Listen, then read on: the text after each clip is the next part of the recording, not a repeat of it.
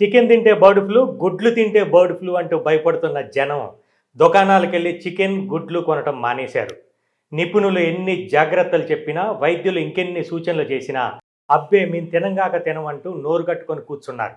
దీంతో కొద్ది రోజులుగా నగరంలోని చికెన్ దుకాణాలన్నీ వెలవెలపోతుండగా, మటన్, చేపల దుకాణాలు కలకల్లాడుతున్నాయి. ఫిషింగ్ హార్బర్లో చేపలకు డిమాండ్ ఏర్పడింది. ఆదివారం కావడంతో నగరవాసులంతా చేపల కొనుగోళ్లకు క్యూ కట్టారు. జిల్లాల్లో చికెన్ కొనుగోళ్లు దాదాపు 70% వరకు పడిపోయాయి. కానీ ప్రముఖ నగరాల్లో మాత్రం ఆదివారం సాయంత్రం ఒక్కసారిగా సీన్ రివర్స్ అయింది.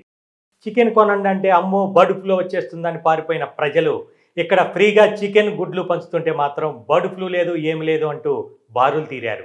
పలువురు వ్యాపారులు, పౌల్ట్రీ యజమానులు కలిసి ఆంధ్ర, తెలంగాణలో చికెన్ వంటకాలు, ఎగ్ స్నాక్స్ను ఉచితంగా పంపిణీ చేయడంతో వందలాది మంది లొట్టలేసుకొని మరీ తిన్నారు.